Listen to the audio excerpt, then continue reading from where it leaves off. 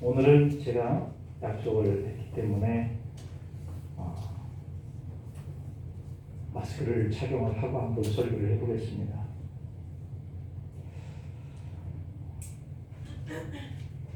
인류의 역사상 가장 큰 사건, 또 가장 큰 기쁨의 사건, 이것은 창조주 하나님의 피조물 인간이 구원받을 수 있도록 똑같이 피조물과 같이 육신의 몸을 가지고 역사 속으로 오신 그러한 사건입니다. 예수님 성탄 이 사건은 그래서 놀라운 사건이기 때문에 우수한 천군과 그리고 천사들이 나타나서 지극히 높은 곳에서는 하나님께 영광이요 땅에서는 기뻐하심을 입은 사람들에게 평화로다 이렇게 찬송을 했던 것이죠. 왜 만물을 창조하신 하나님이 우리와 똑같은 이 피조의 세계에 육신의 몸을 입으시고 세상 속으로 오셨을까?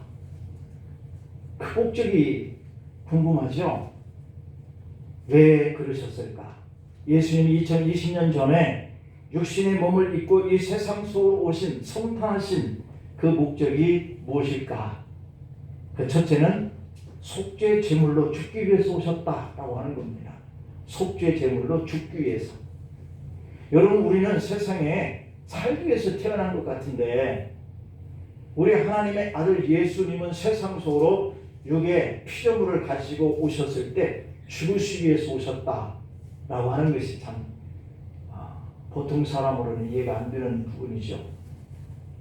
인류의 가장 큰 문제이고 그리고 가장 큰 비극은 영생해야 할 그 존재가 죽어야만 하는 이 사망의 문제를 안고 있다고 하는 점 때문이에요. 이 사망의 그 원죄라고 하는 것 때문에 죄값은 사망이다 라고 말씀하셨기 때문에 이 죄값을 누군가가 치러줘야 하는데 우리가 영생을 얻어서 천국에 들어갈 수 있는 그런 조건이 꼭 그래서 필요했던 것이죠. 이 조건은 까다로웠습니다.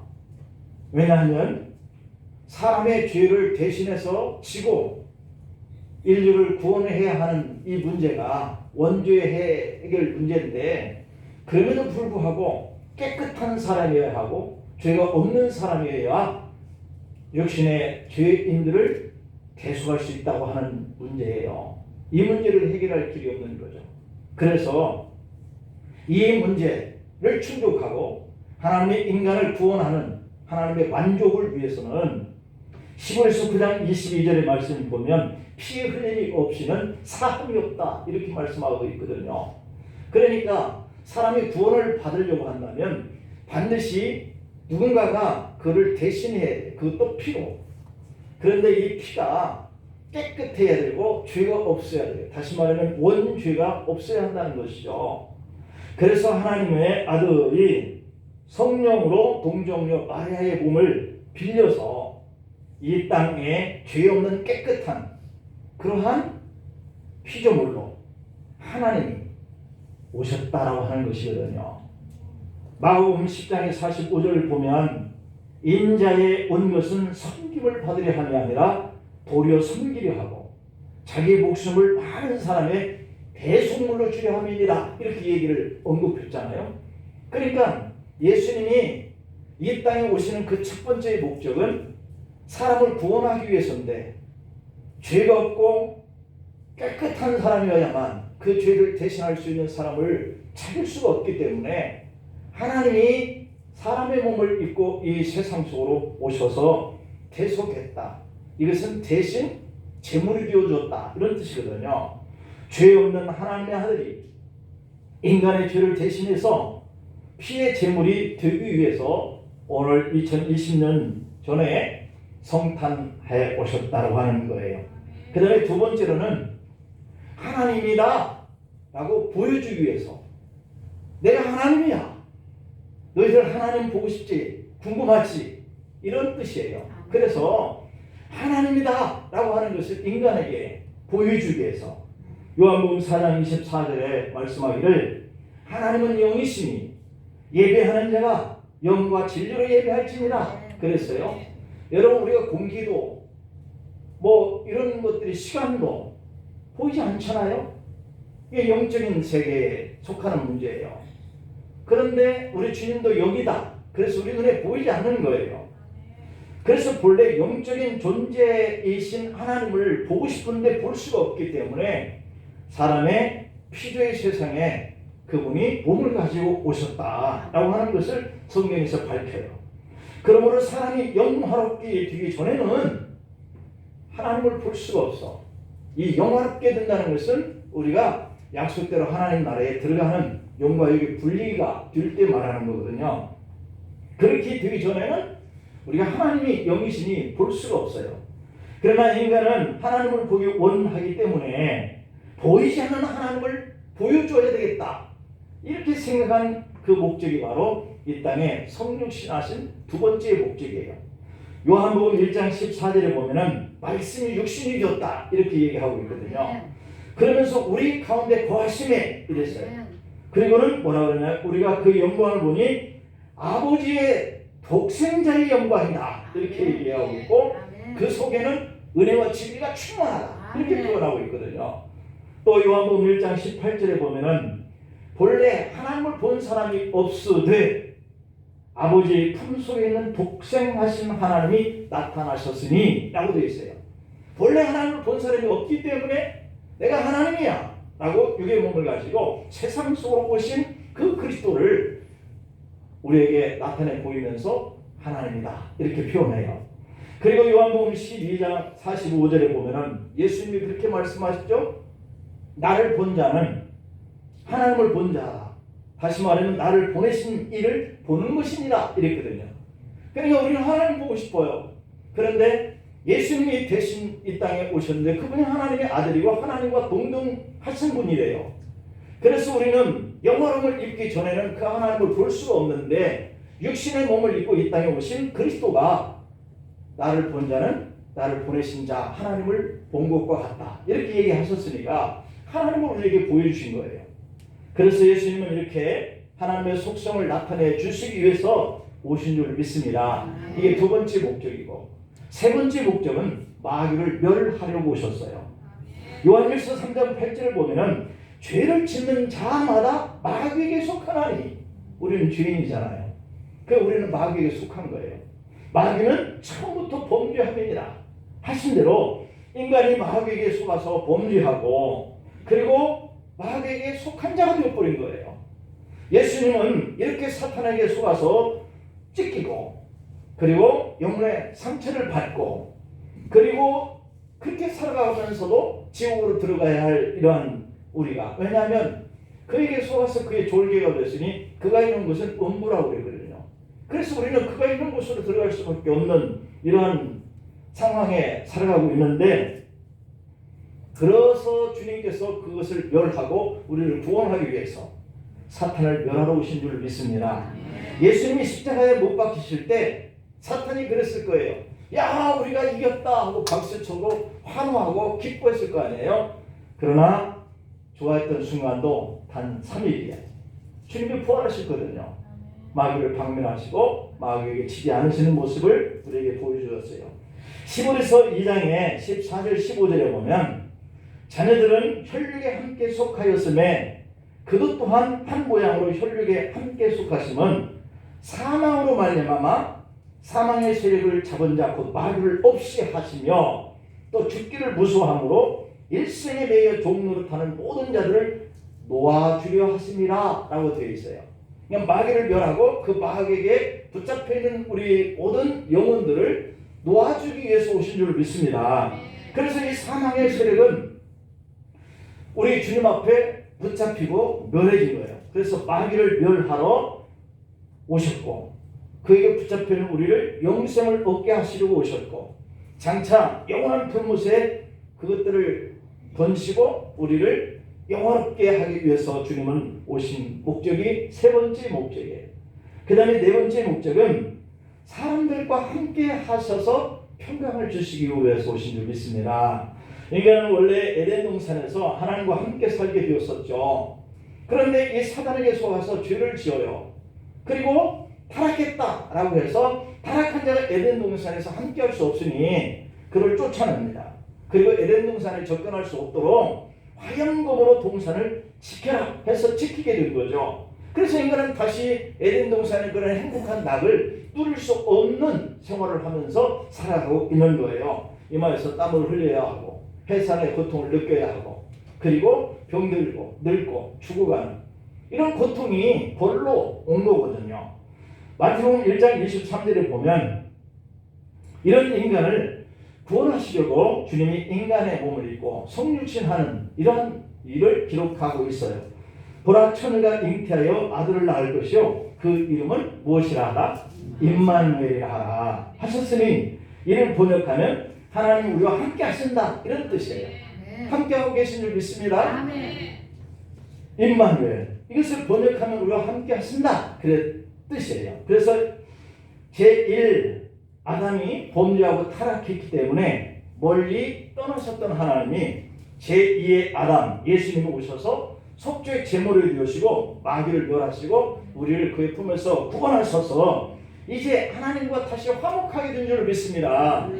영원히 우리와 함께 거하신다 그랬으니까 오늘 본문은 바로 이런 일들을 위해서 참여하는 그런 영광이 이렇게 기록되어 있는 내용입니다. 옛날 터키 지중해 연안에 살던 성 니콜라우스 주교가 불우한 이웃들을 돕기 위해서 어린이를 사랑했다.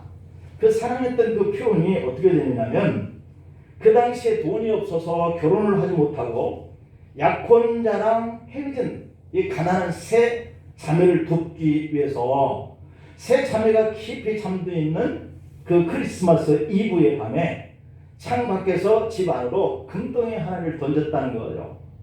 그런데 마침 벽난로 옆에 걸어두었던 양말 속으로 그 금덩이가 쏙 들어갔다라고 하는 겁니다. 그래서 이 이야기가 전해지면서 11세기에 유럽에는 가난한 사람들을 돕는 사람들이 많이 생겨나는데 이런 사람들을 바로 뭐라 그러냐면 산타클로스라고 이렇게 부르게 된 역사가 시작된 거예요. 그래서 어린아이들은 지금도 이 크리스마스 날이 되면 산타클로스가 선물을 가져다 줄 거야 라고 기대하는 날이 바로 오늘 성탄절입니다. 여러분들 자녀들에게도 선물 좀 거시기 좀 해주세요. 있어야 하죠 하는 사람들도 있겠죠. 근데 이게 바로 성탄절을 기대하고 있는 아이들의 모습이라는 것인데요. 자, 오늘 본문에 나온 이 목자들이 들었던 이 캐롤송은 바로 이 세상에 어떤 합창단들이 부르는 합창보다 더 웅장하고 더 아름다운 그러한 성탄 축하 노래였을 겁니다. 이 합창은 그렇게 긴 합창이 아니에요. 지극히 높은 곳에는 하나님께 영광이고 땅에서는 기뻐하시는 사람들 중에 평화다 이렇게 노래하고 있거든요. 그러면 하나님께는 영광이고 큰 하나님의 구원을 기뻐하시는 사람들 중에는 평화가 이루어진다 이 뜻이에요. 그러니까 예수님의 탄생이 지극히 높이 계시는 하나님께는 영광이 되는 날인 줄 믿습니다. 왜냐하면 아까 그 구원의 그 사건들이 이루어진 것을 우리 하나님 만족하고 또 구원하신 인간들의 그 모습이 하나님 마음에 충족되어지고 하는 이런 일들이 바로 영광이 되는 거죠. 그리고 동시에 예수님의 탄생으로 하나님이 기뻐하시는 사람들에게는 평화가 임한다라고 하는 건데 여러분 왜 그런지 이유를 우리가 생각해 보셨습니까? 예수님의 탄생하신 그 의미는 세 가지예요. 하나는 구원의 증거고 두 번째로는 화해의 증거고 세 번째로는 우리 사람들 중에 임재의 증거죠. 요한복음 12장 27절을 한번 볼까요? 이 말씀을 보면 지금 내 마음이 괴로우니 무슨 말을 하려 아버지여 나를 구하여 이 때를 면하게 하여 주옵소서. 그러나 내가 이를 위하여서 이때에 왔나이다 이렇게 얘기해요. 그리고 요한복음 12장 28절에 보면은 아버지여 아버지의 이름을 영광스럽게 하옵소서 하시니 이에 하늘에서 큰 소리가 나서 이르되 내가 이미 영광스럽게 하였고 또다시 영광스럽게 하리라 이렇게 말씀해요. 그때 요한복음 12장 29절에 보면 곁에 서서 들은 무리들이 천둥이 울렸다 라고도 하고 또 어떤 사람들은 천사가 그렇게 말했어 라고 했다는 것입니다. 바로 그 순간에 요한복음 12장 30절 말씀을 보면 예수님의 그 말을 듣고 이렇게 얘기합니다. 이 소리가 나는 것은 나를 위한 것이 아니요 너희를 위한 것이니라 이렇게 얘기해요. 정말 알듯 모를 듯한 그런 말씀인 것 같잖아요. 그러나 이 말씀의 뜻이 이 말씀 속에 너무 분명하게 담겨져 있다는 거예요.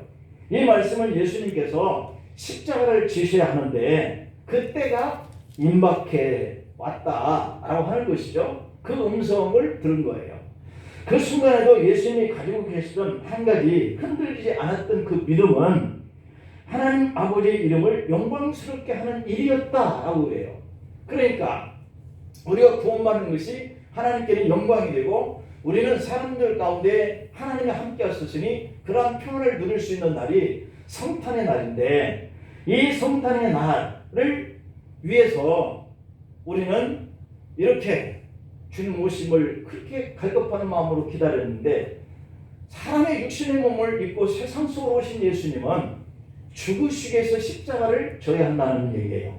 그런데 그 일이 얼마나 고통스러웠겠어요? 그래서 그 일이 고통스러웠기 때문에 피하고 싶을 수도 있는데 오늘 예수님은 그 일을 받아들이는 거예요. 그러면서 이것이 하나님께 영광이 되게 해주세요 이렇게 얘기하고 있는 거예요. 그래서 이 말씀은 예수님이 하나님 앞에 순종하는 모습이고 지금까지 예수님이 삶을 통해서 하나님께 이미 영광을 돌린 일이다 라고 하는 것을 고백하고 있는 일이에요.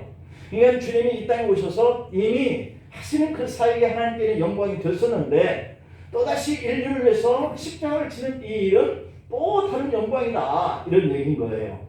하나님은 앞으로 더 큰 영광을 통해서 그 영광을 받으시겠지만 여러분 그 단면한 길을 걸어가시는 우리 주님은 말할 수 없는 그 고난의 길을 그렇게 순종하고 가셔야 했거든요. 거기에서 하나님께 영광 돌리는 일들이 일어나는 거예요. 우리가 하나님의 뜻을 이렇게 통하여서 구원받고 믿음의 길을 가는데 오늘 우리들도 이렇게 하나님께 영광스러운 일들을 돌릴 수 있도록 우리 예수님이 순종하신 모습을 우리도 닮아야 하나님의 영광을 받으시는 일이 되는 줄 믿습니다. 들에서 양을 치던 목자들이 들었던 첫 번째 성탄 캐롤의 후반부가 그 가사가 오늘 본문 14절에 보면 땅에서 하나님이 기뻐하시는 사람들 중에 평화다 이렇게 얘기합니다. 하나님은 그의 아들을 통해서 사람들에게 주시는 그 축복은 평화, 이 말을 원어에는 샬롬이라고 이렇게 기록되어 있어요. 그러면 사전에 보니까 이 샬롬의 뜻이 뭐냐면 온전한 삶의 질이라고 했어요. 여러분들의 삶의 질이 주님을 믿는 그 믿음 때문에 하나님이 축복해 주셔서 그렇게 되기를 축복합니다. 그게 바로 삶의 질이거든요. 우리가 원하는 삶은 이랬으면 좋겠다. 내 형편의 삶은 이렇게 됐으면 좋겠다는 바람이 있을 거란 말이에요. 그게 바로 삶의 질인 것이죠. 우리의 삶이 온전히 회복되어서 어느 것 하나도 부족한 것이 없는 이런 상태가 바로 샬롬이에요. 평안. 나의 삶의 질이 이렇게 원하는 대로 되었다. 이런 삶을 표현하는 거거든요. 그럼 하나님은 그의 아들을 이 세상에 보내셔서 하나님이 기뻐하시는 사람들에게 하나님의 진정한 샬롬, 이 평안, 이것을 선물로 주신 날이 성탄인 줄 믿습니다. 오늘 14절 후반부에서 이 평화의 선물을 하나님이 기뻐하시는 사람들에게 주셨다라고 이렇게 되어 있거든요. 그 영어 성경의 원어의 의미를 직역을 하면은 이 뜻은 마음이 가난하고 마음이 겸손한 사람들, 하나님의 뜻을 깨닫고 그 뜻을 이루어가는 사람들, 하나님은 이 사람들을 기뻐하는 사람들이다 이렇게 표현을 하고 있는 거예요. 그리고 그 사람들에게 하나님은 샬롬, 이 평화를 선물로 주셨다라고 하는 겁니다. 코로나19로 심도하는 이 땅에 하나님이 기뻐하시는 사람들이 아주 많아져서 이번 성탄을 통하여 코로나가 물러가는 이런 평화의 선물을 주셨으면 좋겠습니다. 주여 모든 만민에게 다시 한번 이 평화를 선물로 주옵소서. 아멘. 스틸 워터라고 하는 사람이 미국인인데 한 그 노인에게 오랫동안 치매를 앓고 있는 아내가 있었어요. 스틸 워터의 아내죠. 이 스틸은 정성을 다해서 자기 아내를 간호합니다. 돌봅니다. 그런데 특별히 차도가 일어나지 않습니다. 이를 딱하게 여긴 가족들이 아빠 이제 그만 요양원에 엄마 보내죠. 아빠 너무 고생하는 거 저희들이 볼 수가 없어요. 라고 간청을 합니다. 그래서 스틸워터는 할 수 없이 자녀들의 권유하는 말을 받아들여서 자기 아내를 요양원에 입원을 시켰습니다. 그러나 스틸은 사랑하는 아내를 요양원에 맡긴 것이 못내 마음이 걸려서 하루도 거르지 않고 매일 저녁 때가 되면 그 요양원에 아내를 찾아가서 한두 시간씩 아내 곁에 있다가 돌아오곤 했습니다.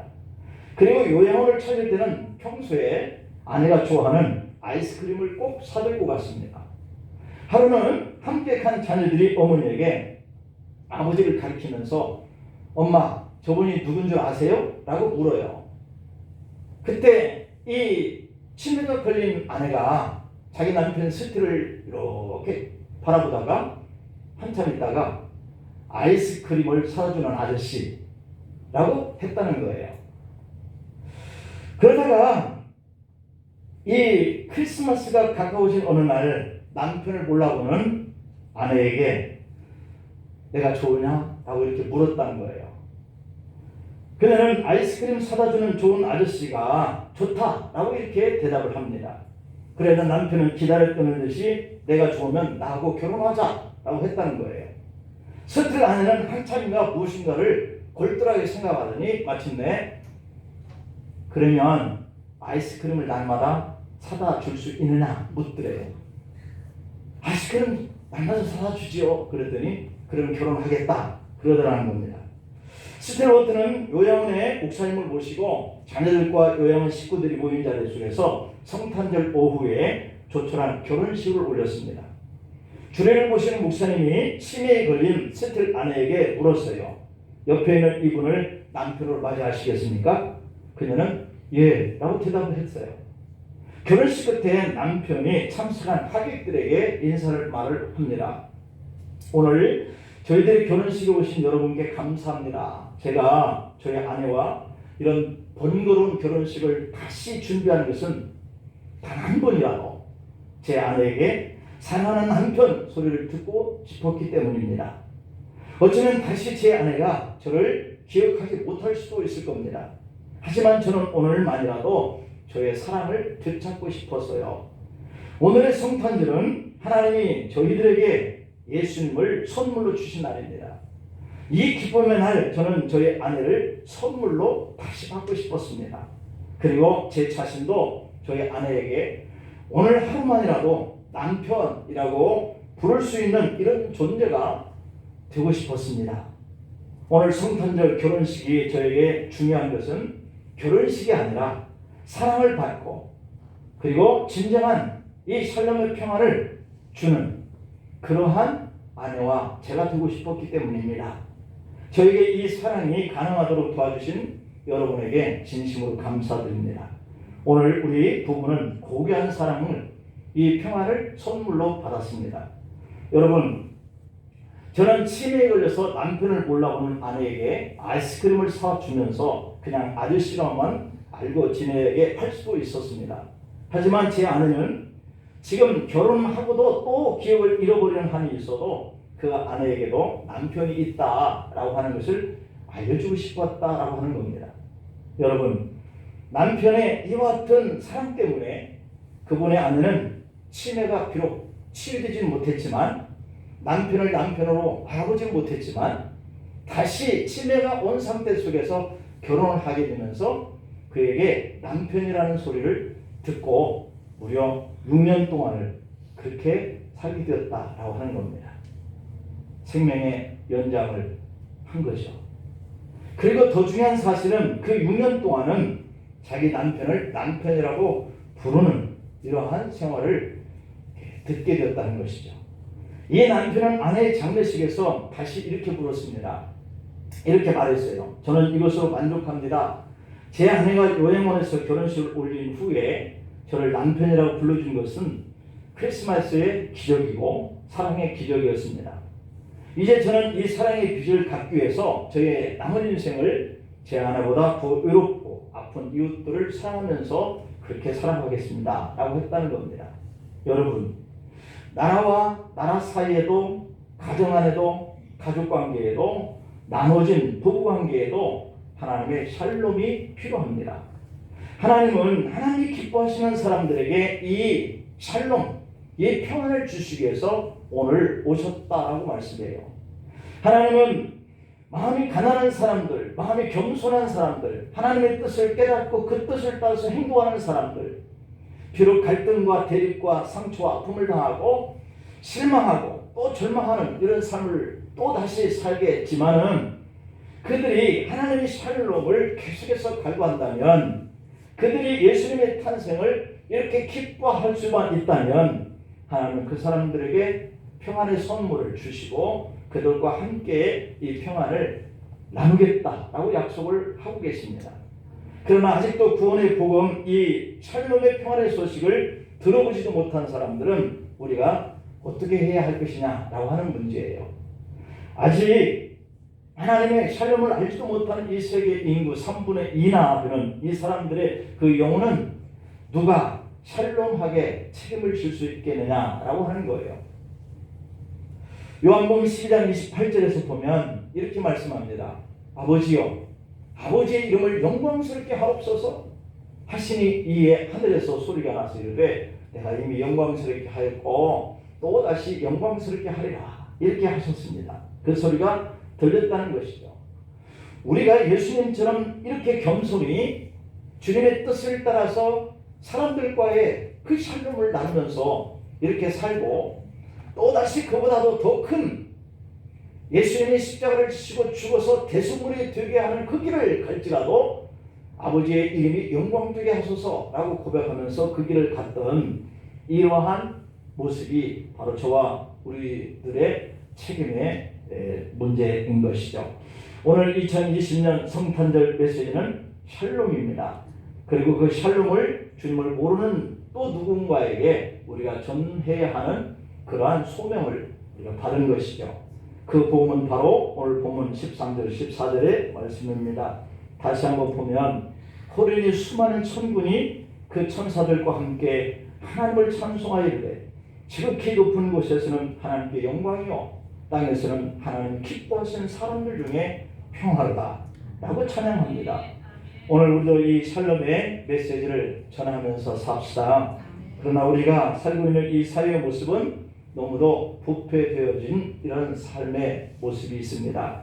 나라와 나라 사이에는 끊임없이 전쟁과 그리고 굶주림이 이어져 가고 있고 가정 안에서는 이혼과 폭력과 살인까지 일어나고 있습니다. 온 세계는 이 코로나19로 인한 팬데믹 현상 때문에 서로 오갈 수 없는 단절되어 있는 이러한 환경이 되어버렸습니다. 사회적인 손실액이 수천억에 불에 이른다라고 하고 있습니다. 사도행전 4장 12절에 보면 이런 말씀이 있습니다. 다른 이로서는 구원을 받을 수 없나니 천하 사람 중에 구원을 받을 만한 다른 이름을 우리에게 주신 일이 없습니다. 이 땅에 평화의 왕으로 오신 하나님께 영광이 되고 그 하나님의 사랑을 입은, 그래서 하나님이 기뻐하심을 우리에게 허락하신 이 평강을 가지고 살아가는 여러분, 오늘 우리가 스틸워터처럼 그 삶을 누리고 전하는 이러한 책임을 감당하십시다. 하늘에는 하나님께 영광을 누리고 땅에서는 하나님이 기뻐하시는 사람들 중에 평화로움을 함께 공유하면서 사시기를 축복합니다. 기도하시겠습니다. 하나님 아버지, 오늘 2020번째의 성탄을 저희들이 맞이했습니다. 이 사건이 바로 하나님께는 영광이고 그 하나님의 사랑을 입은 사람들 중에는 이렇게 또한 평안이다, 샬롬이다 말씀하셨던 이 말씀을 나눴습니다. 주님이 왜 하늘 보좌를 내려놓고 이 땅에 오셨는지 그 이유를 생각해 보았습니다. 그것은 우리가 평안하게 사는 것이고 또한 우리의 삶의 자리에서 평안을 알지 못하는 사람에게 그 진정한 구원의 평강, 복음의 평강을 나누기 위해서 여기에 있는 것을 감사를 드립니다. 아버지, 가정 안에서 먼저 샬롬이 이루어지게 하시고 또한 우리 교회 안의 공동체에서 이 나라의 민족 안에서 세계 만민 안에서 진정한 샬롬의 선물이 잘 공유될 수 있도록 우리를 도우시고 그 말씀에 순종해 가면서 하나님께는 영광이 되게 한 우리 주님의 모습을 저희도 닮아가게 순종의 삶을 살게 하옵소서. 예수님의 이름으로 기도하옵나이다. 아멘.